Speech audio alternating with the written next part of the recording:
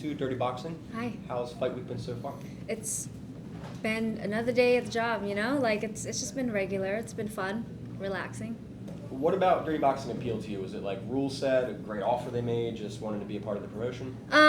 It's rule set, and it's great timing for me. I've been having a little itch after retirement. I think that if you look at my record in whole, I'm 4-0 in boxing. I have a great Muay Thai record, but my MMA record's pretty bad towards the end because there are certain things stylistically that didn't work for me in MMA that just work beautifully in Dirty Boxing. So, out of retirement now, is this like a one and done, or do you want to keep fighting for Dirty Boxing or even elsewhere? If you know me, I've always been a yes girl. Like, I say yes to all things exciting, all things fun, and I take it one day at a time. So, so far, Dirty Boxing has been amazing to me. So I'm excited. We'll see how I'm sure I'll love it, but I take one thing at a time. I'm going to go get this win, get this KO, and then we'll talk after. And Naomi was in here.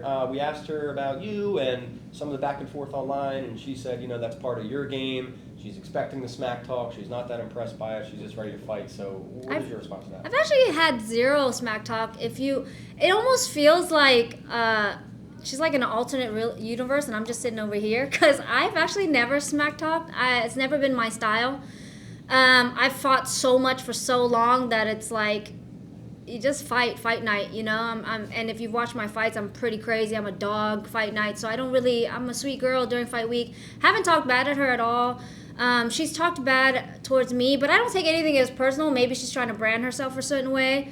Really has nothing to do with me, so I'm just ready to perform. Although I will say this is the most disrespectful an opponent has been towards me, so it'll be fun Friday night to humble her. Talk to me about the fight. How do you see it going? How did the styles clash here? I actually love the fact that she's big because I love being the underdog. I think that she has extreme size over me. Weigh-ins are going to be fun. If you're a casual fan, you're going to be like, oh shit, Killer Bee's going to get her ass beat. And then fight night, I'm going to knock her out. Because skill-wise, we're as mismatched as we are in size skill-wise. So she's way bigger than me. I'm way more skilled than her. And you've done a lot throughout your career, but is it cool now to be fighting in front of, John Jones and Mike Perry and people like that? They're actually good friends. Like, I'm gonna show my age a little bit right now, but there are friends of mine.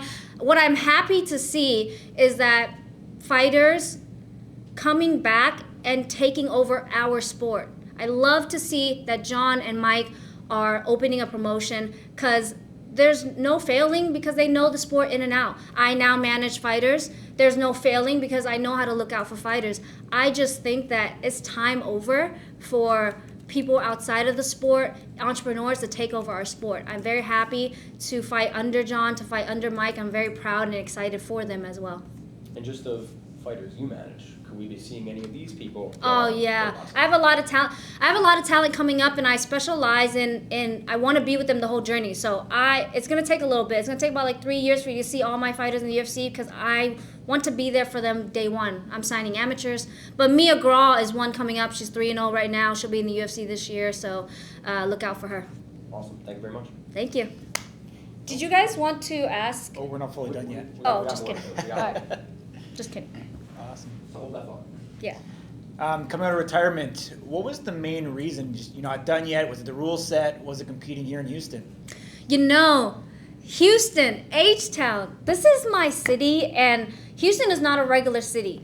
It's like being like Louisiana or New York. There's a culture here, and I love it here, and they have supported me since day one. Unfortunately, with my weight, I had to go overseas and fight for so long. So I owe it to my city, and I owe it to myself. The sport owes it to me to be able to fight at home.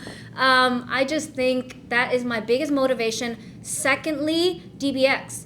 The rules here, it's not a gimmick. It's not just to let people brawl. It's specifically for people who are fighters, who are skilled and exciting, and maybe MMA cannot amplify that and show that as much as we deserve it to be shown. So I'm very excited for DBX, super excited for Houston. It's going up.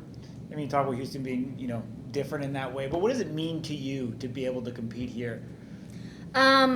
You're gonna get me emotional. Oh crap! I didn't. What an interviewer. Besides the fact of like putting, honestly, I was asked, right? They were like, "Is it a lot of pressure?" And I know that it's like, it's very tempting to ask intense questions, and like I would say, it's not pressure. Not meaning I'm not gonna beat this girl's ass Friday night, but it's just home. They're gonna love me no matter what. As soon as I step out on the stage, you guys will see. It just feels really good. I'm getting emotional. It feels really good to come home and show them everything I've learned. Last I've been here, I fought as an amateur. So they didn't get to see like everything they've helped build. For sure. The rules set in Dirty Boxing. What specifically of it do you think is going to play into your game in your favor? So the rules in Dirty Boxing, the stand-up, so the gloves itself is going to be my favor. So even though I'm 4-0 in boxing, I can humbly say I didn't perform the best with the big gloves. I just hit different with the MMA gloves.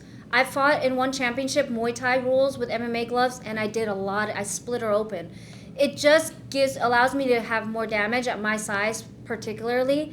I think that the no hugging is brilliant. I know Mike had something to do with that one. The no hugging is brilliant. It's just action packed, and the higher the skill, the lower the skill, you'll see them brawl. You'll see the action. The higher the skill, you're gonna see a very like particular set of skill. It's just, I just can't wait. I'm a big fan of the sport, and I think it caters to me because I'm a dog. And what happened before in my MMA career is I'm so aggressive and so mean, but so short that I used to get knee in the chest. I used to get taken down and laid on, and you can't do it here. I emphasize, you can't stop me here. Do you think that aggressive style is, perfect for Dirty Boxing? And, how long are you going to stick to your game plan before it goes out the window? I think that I've polished. It's been 18 years in the game now. I've made all the mistakes. I've polished. I will always be aggressive. My coaches laugh about it. I will always be aggressive. I will always be a dog, but just with the hands a little higher, feet moving a little bit, chin a little tucked, timing a little better. It's just, if brawling was a sport, I'm getting close to my PhD. Absolutely. This match is taking place at 120 catch weights. What's really your home? Straw weight, flyweight, like where do you like to be? Honestly, who cares? I don't care. Especially with DBX, I'll fight 25. Like I'll fight 115 as well. It's just my first fight with DBX. So and then it was a little. If I had 8 weeks, I'll do 115. But size doesn't really phase me in this sport, in this skill rule set. So I'll fight anywhere, whatever you guys need me to be. And I'm so happy and grateful for DBX for me not having to cut 110, 105 just to perform. Yeah. In your opinion, what's the best base for Dirty Boxing? Boxing. The best base for Dirty Boxing is boxing, because one, you're in a ring, and boxing is the sport that gives you the best footwork. So the elbows come with good boxing. The elbows come, and you can't clinch and hold on, and you can't hug. So you better know how to box. Awesome. One last one for me. Can you talk to us a little bit about your experience on Survivor, and if anything, the impact that it had on you as a person and as a fighter? So I have been through all the things in life. I don't like you could write like 3 bio books about my life, but Survivor is probably one of the most humbling experiences I've ever had, because I was cocky. I've always thought of myself to be super tough. Like, I can survive anything. I've been in the streets. I've been locked up. I've been hurt. I've been whatever, right? Got there, and I realized quickly that you gotta stick to your lane, and you gotta have respect for things that aren't in your lane.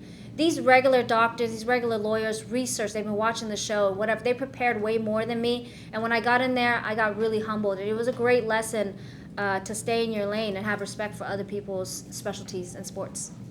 You said you've been locked up? Yeah. For what? It was self-defense. I've been on my own since 14, and I won't get into the details because no longer matters. But yeah, I was locked up for it was self-defense. I hit somebody with my car when I was in danger, and it was, yeah. Awesome. Appreciate it. Best of luck Friday night. Thank you. You said there was maybe something you wanted us to ask about. What you said? Yeah. Can I don't talk shit online, but I think this is the best place to show it. Can you? I want to like say something about my opponent. You could just let her rip. Okay. Let her rip. Okay, so like fight week, I've heard my opponent talk a lot of mess. I haven't said anything back, just because it's not my style. But I have never had anybody tell me that I got to where I am because I'm pretty and not skilled. And the only reason I'm going to say something about it is because I need women to know. Okay? This has been an uphill battle my entire career. I fought before women were really out there. And I have to say, you can be pretty, you can be a savage, you can be smart, you can be short, you can be what the fuck you want to be and not be discredited, right? I fought the toughest people, the best people in the world to get here, not for my opponent to say something like that. So I needed to respond for the rest of the girls. Don't think you have to not be cute to be tough, And don't think because you're tough you can't be cute. Do it all, baby. Do it all, because I've done it all my whole career. And I don't know, I think she's capping, but I don't think anybody can say I'm not good or tough at this point in my career.